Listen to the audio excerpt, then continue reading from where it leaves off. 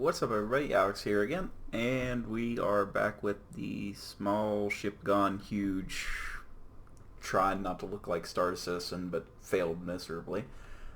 Finished up most of the rear engine nacelles and done a little bit more work to it. And just looking for some feedback. I need to do some, what do they call it, greebling on the rest of the ship. We've got a lot of flat areas like on the top and on top of the nacelles. You know, it just needs like a little bit of extra stuff. Laid some piping in on the side, tried to make it more interesting, and added jump drives to the rear, and you know, just kind of been working on everything. The areas I have to finish are the back right here. I don't know how to really tie it in, and on the sides here we've got my landing gear showing. I'll show you what that looks like here in just a second. And yeah, that's what the outside is looking like right now. We're about 40 hours in, 50 hours in, somewhere around there. So let's go ahead and see what all I've done to the inside, which is actually a lot. So we'll go ahead and head up our ramp here. The airlock on this system still not complete. I've been working on mostly the rear, trying to fill up all the areas, so we'll start downstairs. We've got our main oxygen set up with, you know, some fake pipes, and you have to actually duct to go in here, and that's what that little LCD right there will say, you know, watch your head or whatever.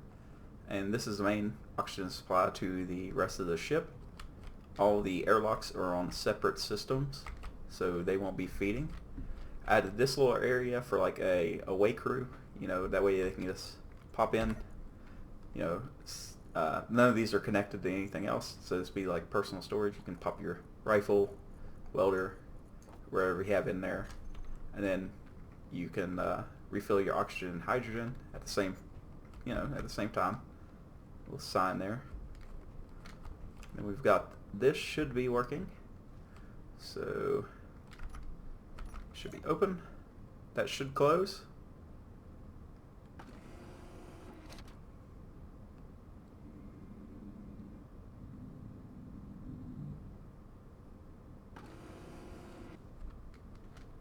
Come on out, and the button here on the outside, it does the same thing. It's disabled right now as button 2 right there, so we can hit 1 and close her all back up.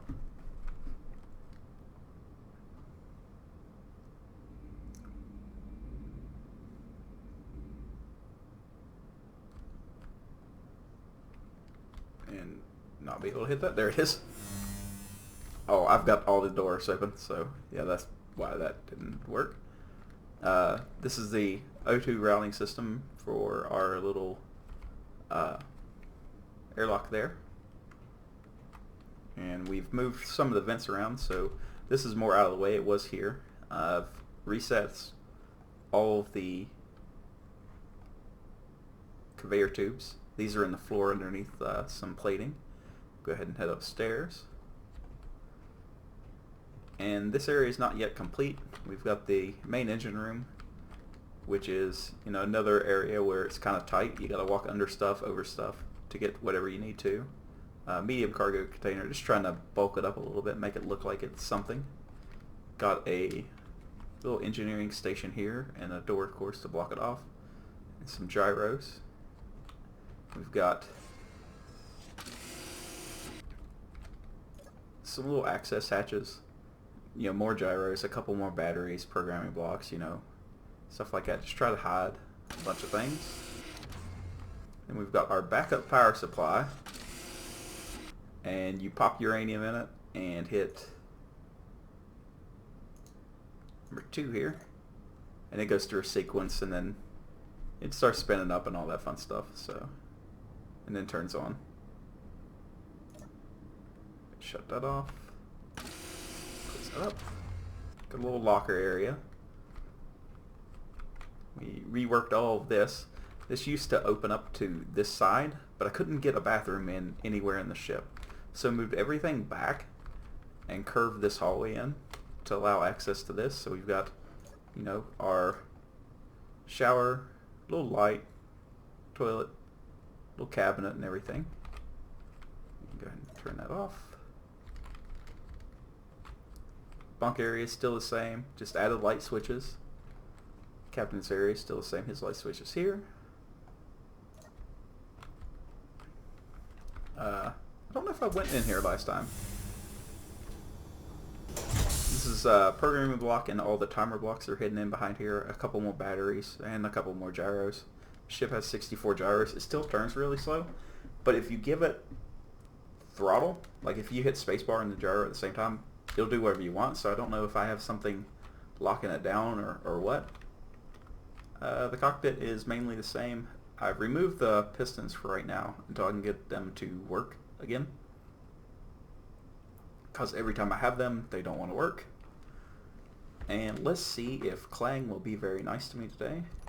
So let's go ahead and hit 4, close up our ramp there. Okay, that should still work. Make sure that the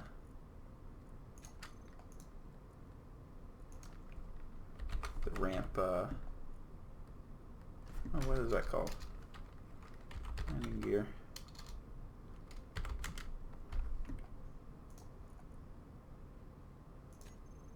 Go ahead and lock them just to make sure. Okay, and we can hit our spacebar here to take off. We'll hover here for a second, and then you hit button 3. And this is where Clang come to visit us the last time, so let's see if he does it again. Button 3. Oh, he tried. So I don't know why that does that. I still need to figure it out.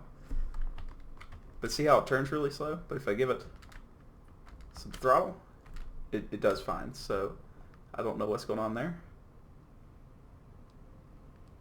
But yeah, you can be up and away, no problem. She gets up to speed decently well. I'm not going to say, you know, the fastest thing in the world. Weighs almost a million kg.